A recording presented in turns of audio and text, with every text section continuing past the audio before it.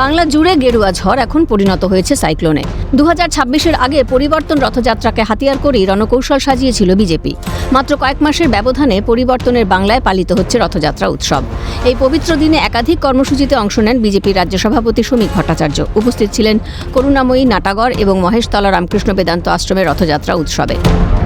হাজার ব্যস্ততার মাঝেও সিএনএর মুখোমুখি হয়ে স্মৃতি রোমন্থনে বিজেপির রাজ্য সভাপতি ফিরে গেলেন ছেলেবেলায়। একই সঙ্গে তিনি বলেন, আমাদের সভ্যতা, ঐতিহ্য, পরম্পরা, আমাদের সাংস্কৃতিক বহমানতা এই রথযাত্রাকে একটি নির্দিষ্ট মাত্রায় পৌঁছে দিয়েছে। ছোটবেলায় আমরা সবাই রথ টেনেছি কোনো না কোনো ভাবে।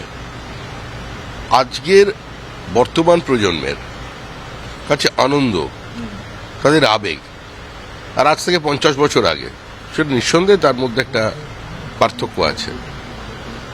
পৃথিবী ঘুরছে, আমরা এগোচ্ছি, কোন দিকে আমাদের জানা নেই, কিন্তু আমাদের সভ্যতা, আমাদের ঐতিহ্য, আমাদের পরম্পরা, আমাদের সাংস্কৃতিক বহমানতা এই রথযাত্রাকে একটা নির্দিষ্ট মাত্রায় পৌঁছে দিয়েছে। তৃণমূল জামানায় পুলিশের অতি সক্রিয়তা নিয়েও সরব হন শ্রমিক ভট্টাচার্য। তিনি বলেন, রথযাত্রায় যে পুলিশ প্রশাসনের অনুমতি নেওয়ার প্রয়োজন হতো, কিন্তু এবারের ছবিটা ভিন্ন। এবার স্বতঃস্ফূর্তভাবে মানুষ অংশগ্রহণ করেছে, কোথাও কোনো অশান্তির খবর নেই বলে দাবি করেছেন বিজেপির রাজ্য সভাপতি। পশ্চিমবঙ্গের বহু ক্ষেত্রে এতদিন পর্যন্ত রথযাত্রা নিয়ে অনেক পুলিশি পারমিশন, বিভিন্ন আপত্তি থাকতো, এগুলো দেখা যেত। এবারে সেটা নেই। এবারে মানুষ স্বতঃস্ফূর্তভাবে রথযাত্রায় অংশগ্রহণ করেছে। আর আমরাও সমস্ত কর্মী, বিধায়ক, সাংসদদের বলছি, রাজনীতির ছোঁয়াটা যত কম লাগানো যায় এখানে ততই ভালো। মানুষের আবেগকে মর্যাদা দিয়ে আমাদের বর্তমান যে সরকার চলেছে শুভেন্দু অধিকারীর নেতৃত্বে এই রাজ্যে, তারা শান্তি শৃঙ্খলা বজায় রাখার জন্য কাজ করছেন।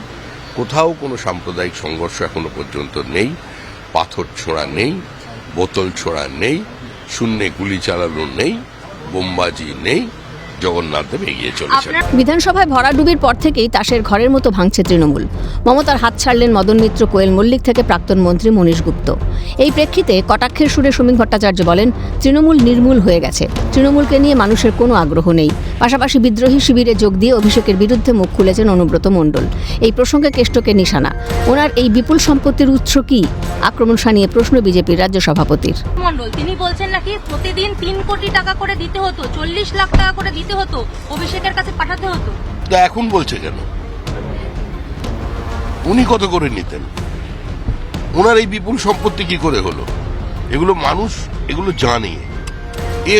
এদের বক্তব্যের কোনো মূল্য, কোনো প্রতিষ্ঠা পশ্চিমবঙ্গের জনমনে নেই। তৃণমূল নির্মূল হয়ে গেছে।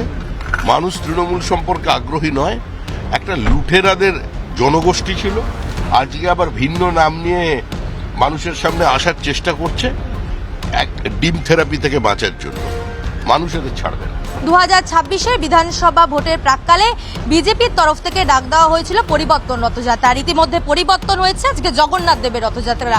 বিজেপির রাজ্য সভাপতি শ্রমিক ভট্টাচার্য তিনি জানাচ্ছেন, এটি পরিবর্তনেরই রথ হচ্ছে, কারণ কোনো হিংসা নেই, কোনো হানাহানি নেই।